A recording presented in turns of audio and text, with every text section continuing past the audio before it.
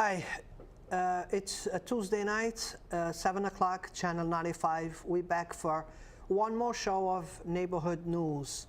John's still on vacation. He's on honeymoon.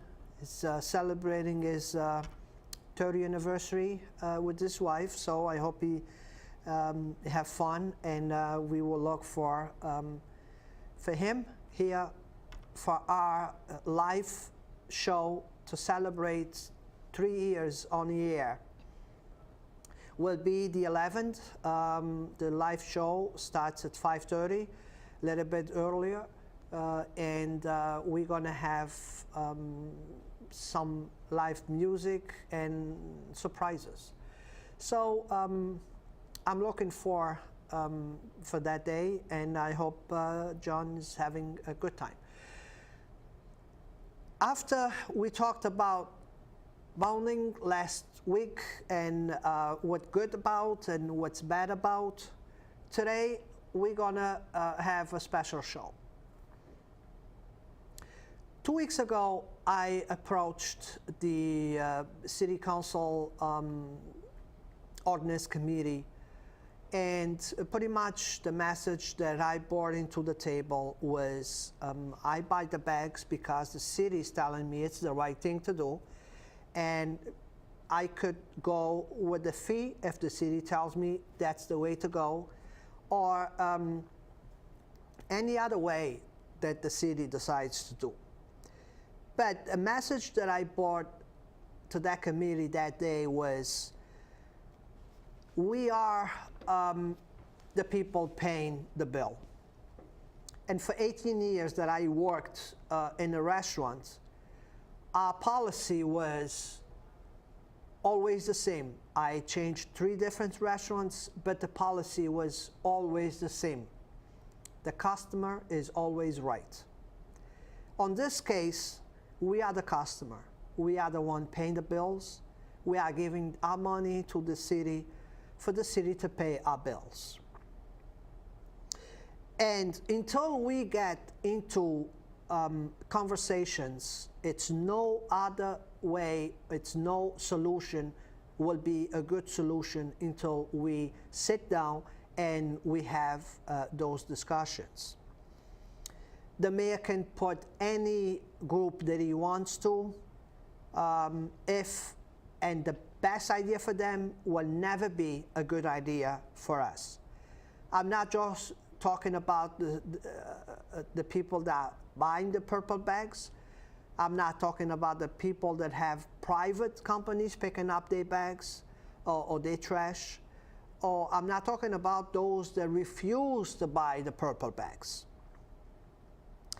And what I told the city councils on that day was very simple, was if we get together citizens, only citizens, that has nothing to do with politics, that has nothing to do with groups, affiliated with groups, just us, taxpayers and residents on the city, I guarantee you that will not take 9 months to resolve the problem.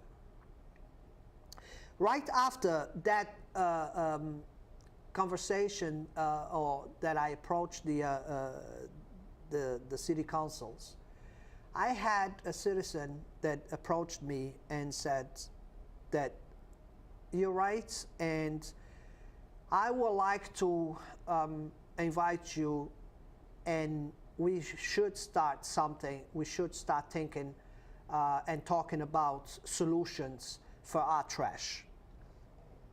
And I've been going in front of the city council for many, many years.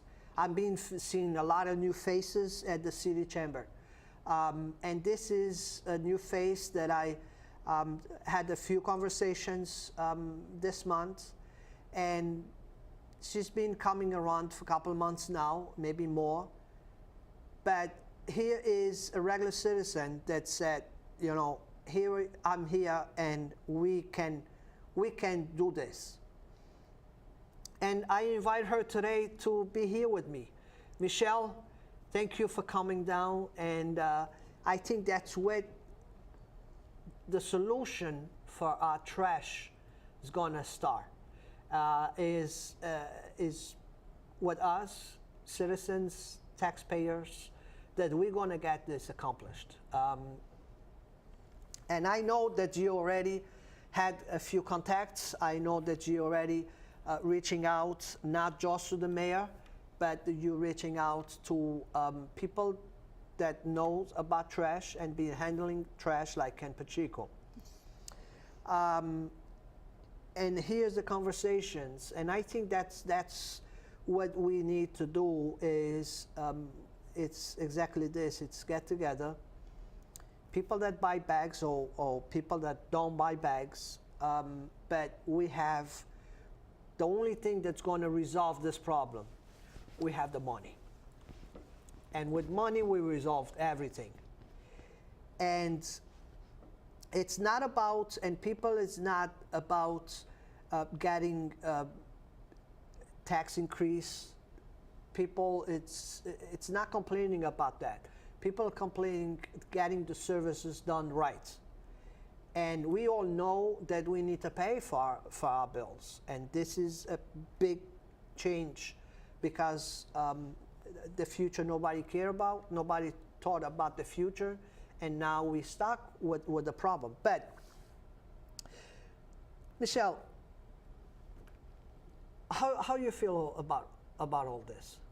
Tell us a little bit. I mean, you've been going to city councils and meetings and everything. How you're sitting in that chamber and you just observe all the information, and the bad information from one side, the good information from the other side. So just give me pretty much your view of watching the city councils and the way this is going. Okay. I feel that, especially with the pay-as-you-throw, in the city of Fall River, we tend to wait until we're in crisis mode before we deal with things. We knew the landfill was closing. We knew for years. Didn't plan for it. Once crisis mode hit, the administration decided we need pay-as-you-throw, we need revenue. Let's take, so some people looked at it as, okay, here they go, they're just taking money out of people's pockets again. Other people look at it and say, well, it's a necessity, so why shouldn't we do it? It's caused a great divide. It's caused anger. Basically, it's just really disrupted life in the city of Fall River. And the one thing that everybody, I think, can agree with is that you're right. Everybody knows we have to pay for the trash. That's a given. It's how we're going to do it and how we're going to get people on the same page. So, you got your ideas working, and again, not being affiliated with any group or just being a taxpayer in the city, you have your idea, and we want to share that idea. Well, as I've been sitting at different meetings and listening to different people, the word transfer station kept coming up. So I decided I'd start looking into that, doing a little research on it. And the only thing we don't have is a transfer station. We have the trucks, we have the manpower, we have the land. The only thing we don't have is a transfer station. If we had a transfer station and it was operational, it would immediately stop the bleeding. We wouldn't have to take money out of taxpayers' pockets. We could actually generate revenue. And we could begin to compost. And by doing that, if the city began composting, we could also save money by not having to put fuel in our city vehicles anymore, because through composting, we could fuel our vehicles. So again, that would be a savings. So let's see that during these conversations, and I bet that you would have a lot of open conversations, and anybody that wants to be part of the conversation should come. And again, it's not about politics. This is just, nobody's running for office. It's just concerned citizens that, you know, and both sides of the fence, people that buying the bags and people not buying the bags, but with the responsibility of a city and a responsibility that we have to get our problem resolved. Let's see that we all gonna agree and to have a transfer station. Personally, I think it's not just the best solution. I think on the long term is the only solution that we can handle this problem without losing manpower, without going just private. If we go private, we're going to be working in a year basic. It's not something that we're going to see, you know, if we're going to go private, 20 years down the road, we're going to stay private. It can change one year to another. Mm-hmm. But if we go with a transfer station, for sure, 20 years down the road, we're going to have a transfer mm-hmm. station. So I think that's the best solution. But we all need to agree on that. If that's going to happen, is 3 years down the road, okay? Right? I spoke with Ken Pacheco. Ken Pacheco told me it would take approximately 2 years. Okay, 2 years to have it running. Yes. To have it running, 2 years. One of the big question is the cost, okay?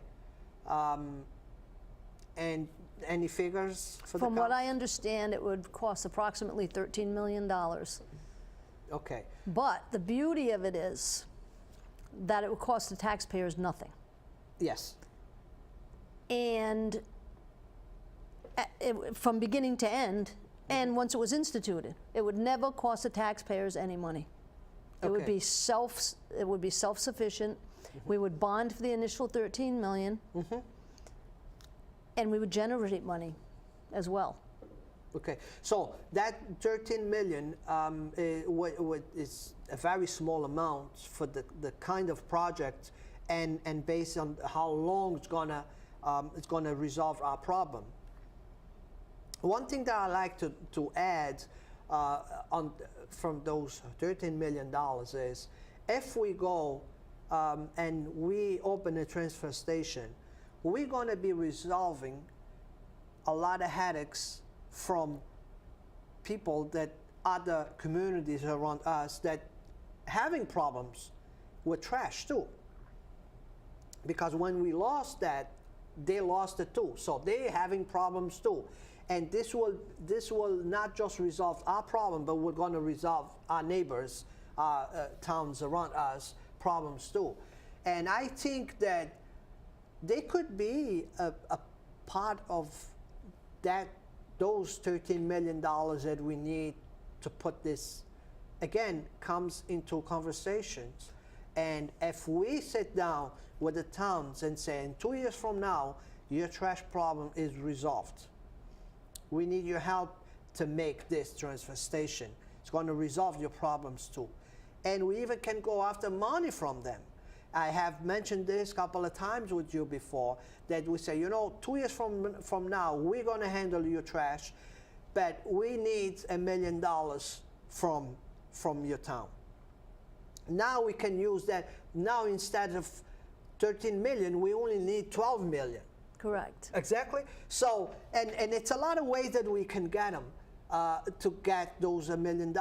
We can double the service until we pay them off the $1 million. We could pay them back when we have the transfer station going. We can pay them back. So it is a lot of different ways that we can, again, if we sit down with the towns and we can get into an agreement. So here's 13 top, with possibility if we get into negotiations and pick trash from outside the city, that those 13 can come down. It certainly puts a lot more options on the table. Mm-hmm. But I also believe, because I have spoken with a few people, that I don't know whether we would stay with the pay-as-you-throw, but even if we did, people could see it as a means to an end, as Yes. opposed to the constant battle and the constant chasm that's been created by it. So maybe, people could be on the same page, knowing it's Yes. going to end. Yes. We have something, stable. We have something concrete. So yeah, we can't all work together to get from point A to point B. Because even if they come up with the solution of the transfer station, this task force that the mayor put together, even if they come up with that, we still have the process to get us there.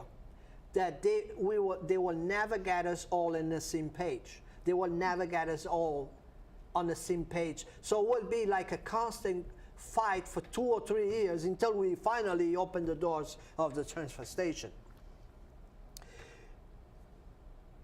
I think that if we get together, we will figure out a best way for us to get us into, on the process, until we open the doors of the transfer station. And I think also another positive side to the transfer station is the amount that we would have to bond for is larger than the administration or the city council is able to vote on. So in other words, it would actually be the people. It would be a referendum. The city, the citizens and the taxpayers in the city of Fall River would ultimately be the ones to vote on it. They would be the ones to determine whether it would actually happen or not happen. And then whatever decision they would make, it would rest in their laps as to how things work out. But it takes the administration and the city councilors actually out of the equation, and it puts it firmly in the citizens' hands.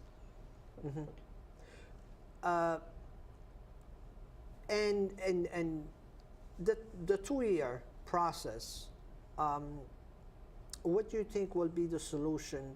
What is your idea that the citizens can just follow each other and get us through the 2-year? What the process do you think will be?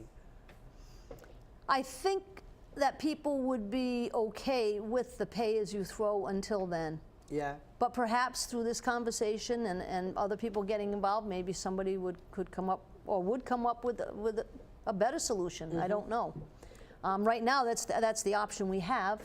But I think people would be less resilient to it. I think I'd be more accepting of it, knowing it was a temporary. Yeah.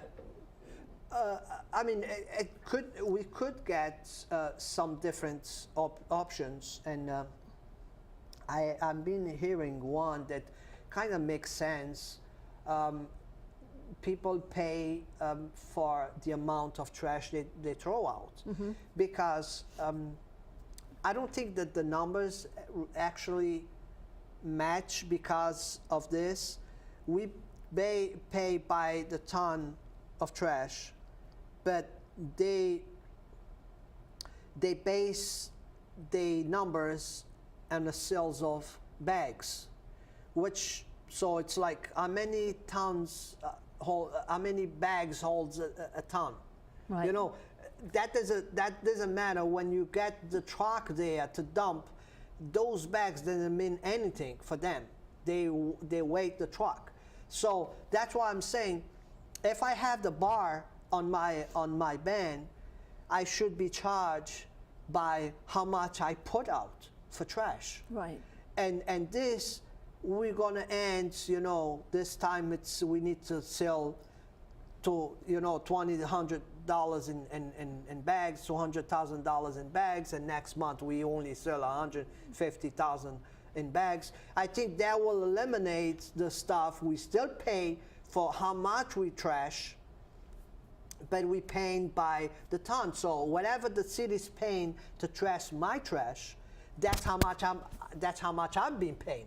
Right. To trash my trash. So it is a lot of different ways to get us through those 2 years until the transfer station. But for sure, I think the solution, and again, I want to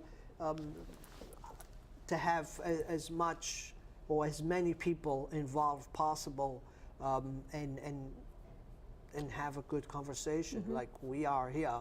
And I feel sorry that Joshua could make it today, because I have invited him to be here with us, because he's been a very spoken person, Joshua Sylvia, about this purple bags issue. But anyway, so how are we gonna, so what is from here?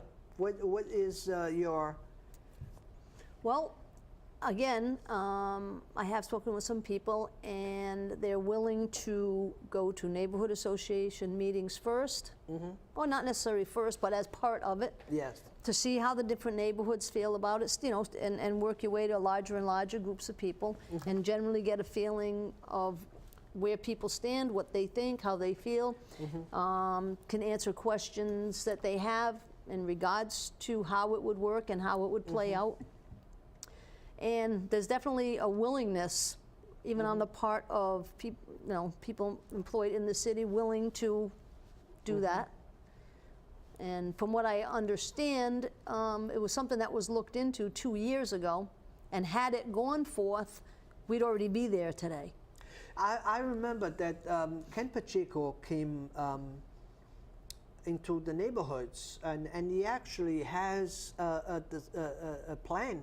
Yes. The building. He has already put some work into the transfer station, how it will look like, how we're going to run, and stuff like that. So, and then when the purple bag came around, we kind of just forgot about, and this happens a lot in our city, is when we have a good project and then dies out, and something comes just for interest, or something that's not going to survive for too long, but just gonna, we're just gonna have problems. And here is the purple bags.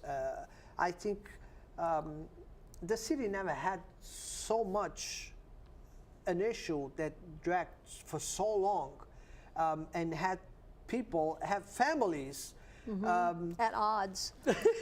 have families like not really fighting but discussing about the issue, and they're sitting in two different positions, you know, that this trash and to me comes down to, if we not involved, we're not going to have a solution. And again, it's not about our tax, it's not about increasing tax. And I'm going to give you a perfect example. We all voted for CPA, 1.5% tax increase on our bills. But guess what? They came around, they educate people what they need the money for, and they put on the hands of the people the choice to raise their money. We went out to vote, the majority win. After that was implemented, I didn't hear one that vote no, that came out and said, you know, I should be paying for that, I don't agree to pay for that. Because, again, it was a public decision. The majority win, and the others just follow. That's a perfect example that it's not about the money. We're not mad because our tax is going to go up. The reason we are mad is because we are not part of this. We were not part of this at the beginning when this was done in 2 months, and we're still not part of this now, that we still have a lot of questions on this, and we've been talking about this for months. So. And the other problem, I also believe, is the fact that any number connected to the pay-as-you-throw is a projected number. And you can't count on projected numbers, and we've seen that.